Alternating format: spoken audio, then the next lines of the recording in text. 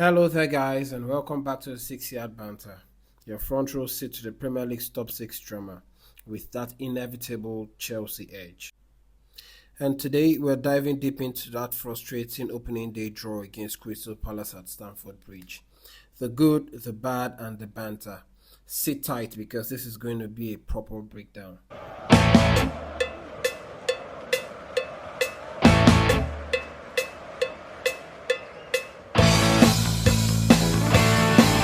There is a lot to talk about today, as I said initially, but before we do that, let's do a quick match recap. Chelsea drew 0-0 at Stamford Bridge against Crystal Palace. While Chelsea had 67 possession of the ball, 9 shots, and only 1 on target. Palace sat deep, compacted, frustrated Chelsea all through. VAR ruled out Eze's free kick, which leads to huge talking point and a relief for Chelsea because had that not been ruled out, only God knows where Chelsea would have gotten a goal from, which led to anger for the Crystal Palace fans.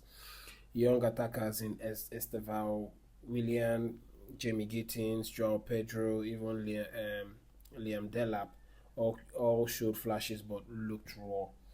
Cole Palmer was tightly marked, and Enzo Fernandez could just not get a grip of the ball, let alone dictate the tempo. Well, yeah, but before I go further into giving breakdowns, I would just like to start with the reason why fans need to stay patient. I mean, it's a new project under Enzo Maresca, and it's just the first game of the season. We have attackers in Estevao, who's 18 years, Jimmy Gittins is just barely 20 years, and Joao Pedro still adapting. Okay, the system is like learning choreography.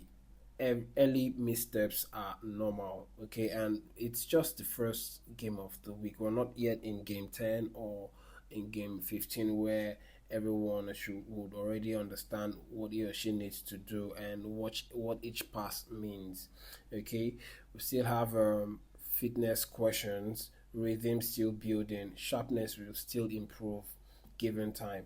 Okay, so I believe that fans, with all this highlight that has been highlighted, I believe that I think that the fans need to just chill out and not completely show so much worry. I mean, it's just the first game. You go on Twitter and see the whole meltdown like it's game 17 of the season. Everyone just needs to calm down and be patient.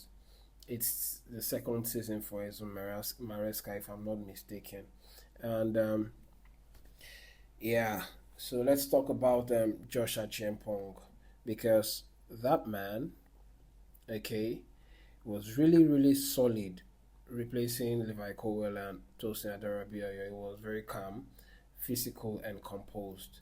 But Chelsea missed a true ball playing centre back. Cowell's line breaking passes and Tosin's ball progressions were so obviously missing and absent. Okay, Chaloba and Achempong, okay, just kept playing the ball sideways, sideways, sideways. It just made us look so predictable against a low block team like Crystal Palace. We really, really missed them. Uh, Levi Colwell and Tosin, who are ball progressors from the back. Um, it's just like trying to stream Netflix on a bad Wi-Fi. You know how that feels. All the build-up just buffers in the middle of the pitch. Look, Joshua Chempong is 19 years old, thrust into a massive role with Levi Colwell and Tosin unavailable. He looked composed, strong indoors, and calm under pressure, and that's huge credit. But Chelsea missed Colwell's and Tosin's ability to break lines. Achempong played safe, which is understandable for his age.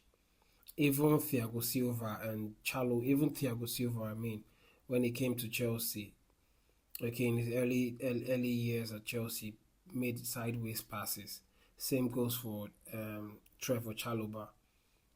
Okay, they both stuck to sideways passes, which made build up predictable. Okay, Colwill is one of Chelsea's best progressors from the back. Without him, the team struggled to transition possession into meaningful attacking zones. Palace pressed selectively and blocked passing lanes into midfield. Without a ball playing centre back, Chelsea had no way to bypass. Archie deserves credit, no doubt about it, but this highlights the need for depth in progressive defenders. Okay, defending, Archie was rock solid, but progressing the ball, it was like trying to place Spotify through a broken AUX cable, and that means no connection. Okay, so let's talk about Enzo Fernandez and Cole Palmer and the rawness in attack. Cole Palmer, who happens to be the magnet, okay, Palace doubled and triple marked him. With no movement around him, he had no space to create. At some point, he kept dropping behind the attacking line to pick the ball. He needs runners and overloads. Right now, he's just isolated. Enzo Fernandez looked so out of shape. But one would think that he's been away from football for over 2 months. It's just barely a month since we won the since Chelsea won the Club World Cup, and he looked so lethargic and tired and out of shape. For me, I feel like Enzo Fernandez would play better playing from the deep, a deep playmaker. Okay, rather than this box crashing and gate crashing that he does. I mean, he did it very well last season, but I feel like with Xavi Simons coming in, hopefully, I think that we don't have to. He will do best playing from the deep. That what he's doing is wasting his abilities to use the ball so much, because we know what Enzo Fernandez can do when he has the ball and plays from the deep. Okay, but this against Crystal Palace, he struggled with the ball, and each time he had the ball, there was just no one available for him to pass. So it ends up being sideways passes and all that. Estevao and Gittins raw talent. Estevao had some dazzling touches, but decision making wasn't. Is just obviously not there yet. Okay, so same goes for Jimmy Gittins. Direct with the ball, but when it gets to the final third, we can see that he's still so inexperienced and raw. These guys should be eased in. Okay, they should be impact roles off the bench, not relied upon as starters in a low block grind like Crystal Palace sets themselves. Joao Pedro looked lost. Okay, he thrives on quick link plays and fast interchanges. Instead, it was static and starved of service, and caught out a frustrated figure. For Pedro Neto, when fit, we know what Pedro Neto is like. Okay, his width and directness will stretch defenses, crucial for giving Cole Palmer and Enzo Fernandez room inside. But he was trying, not like he wasn't. He was trying, but there was just the low block and the setup of Crystal Palace. Credit to Glasner, just stifled everything that Chelsea could possibly come up with. Okay, so our attack is just like a puzzle where all the pieces look great individually, but trying to put them together, I know it's going to take some time to cook, and that's just if this analogy makes any sense. Okay, so this will lead me to the uh, uh, next point, which is Garnacho and Xavi Simons. Okay, we know Garnacho from it, even though he's been phased out and being forced out of Manchester United. Okay, he's direct, fearless, loves isolating fullbacks and taking them on. Okay, that unpredictability is what Chelsea lacked. Okay, everyone else just played too safe against Crystal Palace. Even Jimmy Gittins tried to make runs, and then in the end he turns back and passes the ball back to Cucurella and then start to recycle again. For Xavi Simons is exactly what Chelsea need. Okay, against a low block set up team like Crystal Palace. Okay, is the profile that Chelsea missed versus Crystal Palace. It thrives very well against low blocks. Can play in tight spaces, 1-2s around compact defenses, create sparks, technical and very sharp. Luckily for us, he's already playing. Is for him to be playing. He played the first game, okay, against one German team. I can't even remember the name. And it looks like he's going to be playing against Bayern Munich and Florian Plettenberg, as well as some other reputable news outlets have confirmed that the deal between Chelsea and RB Leipzig has already been set. And after the game against Bayern Munich, hopefully we go from Fabrizio Romano. Okay, against teams like Palace, Simmons will drag defenders out of shape and create lanes for other runners to enter. Together, they will take pressure off Cole Palmer and add variety. Garnacho is like stretching the width, okay, while Simmons, okay, pulling strings centrally, if you get what I mean. So if Garnacho is the chaos, Xavi Simons is control. Chelsea right now, we're just like in between. We do not look controlled, even though we try to act like we're controlled. And someone else who knows how to control the game better in Romelu Lavia is also missing. So we lack control and we just look boring. We look so flat and blunt, like no cutting edges whatsoever. Okay, could fatigue also be be an issue because we look so slow in passing and so lethargic.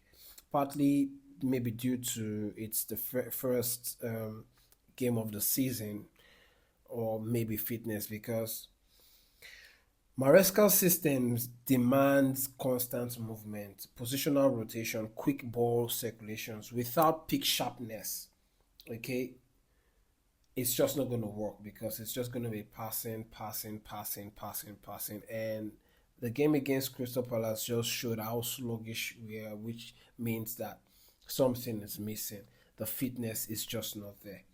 Okay, but we all agree that preseason for Chelsea this season has not been good enough. We just have less than 2 weeks to prep before the start of the new season. Okay, preseason wasn't long enough to fully embed the rhythm rather. Excuse me. Expect. I hope that I want to believe that in the third to fourth week we'll be seeing a better Chelsea side. Okay, so we're supposed to be playing like Pep ball, but right now we're playing like a PowerPoint ball, slow transition and predictable slides. Okay, so like I'm going to the boards have all the news has reported that the boards have shut the door in getting any defensive cover this summer. Okay, and the pro this is the pros this is my pro. It shows that they trust Enzo Maresca to show more faith in the current crop of players that we have. Okay, players like Joshua Chimpong, Joel Ato, um, Fofana, Trevor Chaloba, Tosin, Badia Shield, and I don't know if I'm missing any other player. Okay, and this is like showing trusting them to have trusting him to have more faith in this crop of players. Can also, well, to an extent I believe it's going to avoid squad bloating and all that. Okay, and can also help us save more money just in case we need to dive into the January transfer window or next summer. But the big risk here is that what happens if Trevor Chaloba gets injured, or just like we all know for how quick Fofana gets injured. Okay, supposing he gets another relapse, or he gets injured, or Tosin takes a long time to recover. What happens then? Okay, it's like It's a big risk. I feel like the smarter move would have been to get just one more defender. Okay, and this puts everyone in a safe position. It's brave, it's reckless. If injuries pile up, okay, what happens then? This decision could look like leaving the house in winter with no court. Bold, but very, very reckless, and might end up regretting it. Which leads me to what I think Maresca has to do to unlock Chelsea's attack. Okay, first I think he needs to find a way to free Enzo Fernandez and get him to a more comfortable a more comfortable position, which I think for me is the deep playmaking role. Okay, for Enzo Fernandez, and find a way to create runners around to give Cole Palmer more options ahead of him, then use the wings to um, stretch defenses and stretch play. Allow the sometimes we should go to we should revert to the standard wing and right backs and left backs bombing up and down the pitch, okay, and not always relying on inverted wing backs and all that. Okay, you should find a way to manage the minutes of Jamie Gittins and Esteval William, not allowing them uh, carry the responsibility of such an institution as Chelsea. Okay, so at some point, I believe Enzo Maresca's job is not just to build and develop players. I feel like some point it's just he needs to start winning. Although he won trophies in his first season, with the Conference Cup, qualified for the Champions League and the Club World Cup, I feel like there is more that he can do and shouldn't just be limited. So here's my kick. Here's my take home. Okay, from all that I've gathered, that I gathered in the first game of the season against Crystal Palace. Okay, I feel like it was a flat opener. It wasn't a disaster, but I believe that there is more to improve on. Solid defense and promising young player in Joshua Chempong, Jamie Gittins, and Esteval William. Patience is key. Above all, patience is key. We, the fans, especially Chelsea fans, need to learn to be patient. This is not the days of Lampard, Drogba, Eden Hazard type. This is we have younger players, okay, and they need time, okay, and the manager as well also needs time, okay. Achempong's emergence is a huge positive. The attack will take time. Hopefully, it doesn't take forever.